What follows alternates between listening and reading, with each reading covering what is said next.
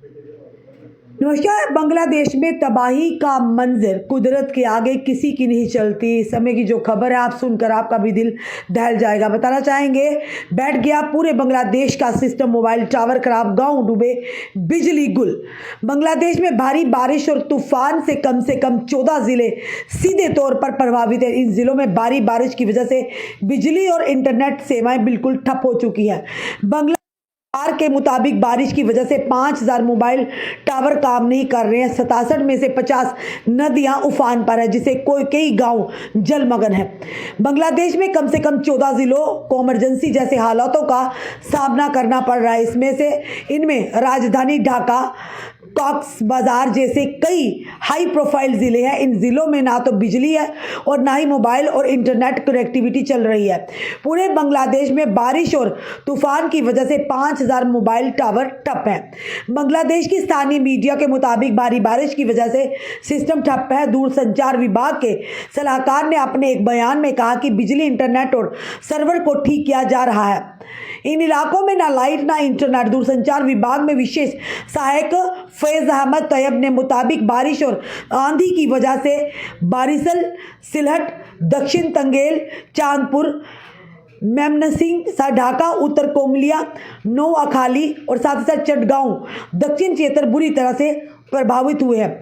इन इलाकों में ना तो बिजली और ना ही इंटरनेट है।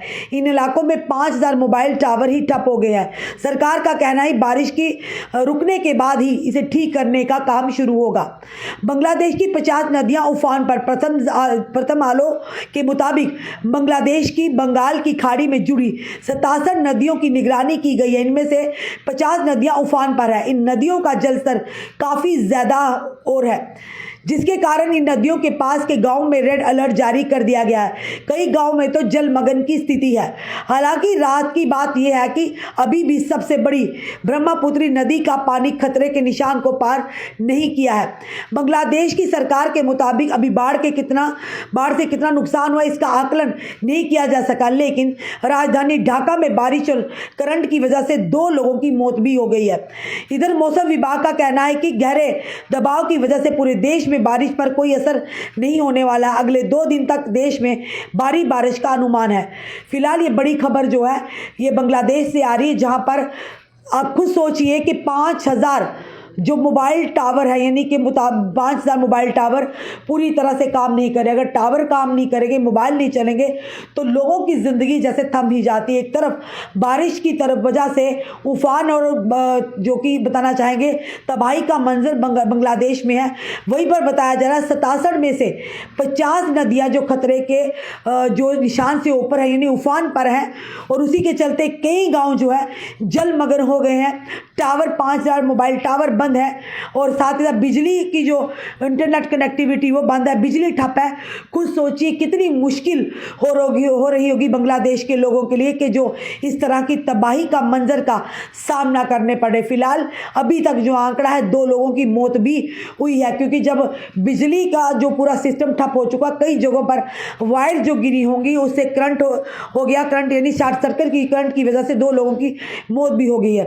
और इसीलिए हमने कहा कि कुदरत के आगे किसी की नहीं चलती। प्रकृति का निज़ाम जब चाहे जैसे भी हमें मंजिल दिखा सकता है, क्योंकि कुदरत से बड़ा कोई नहीं है। इसी के तरह आप करवाए तो कुदरत का कहर कहीं ना कहीं बांग्लादेश में गिरा, जिसमें चलते लगभग मोबाइल टावर पूरा सिस्टम ही ठप हो गया और गांव डूबे हैं, पानी में जलमग्न हो गए और बिजली भी पूरी तरह से गुला। कब ये वापस रेस्टोर होगा ये कोई नहीं बता सकता। फिलहाल ये कहा जा रहा है कि बारिश रुकने के बाद ही रेस्टोरेशन का काम शुरू होगा। फिलहाल प्रार्थना कीजिए कि और जानी नुकसान ना हो। आपका क्या कहना है ज़रूर बताइएगा और इस वीडियो को शेयर कीजिएगा। जुड़े रहिए ऐसे हमारे साथ अगले अपडेट के लिए। जय हिंद, जय भारत।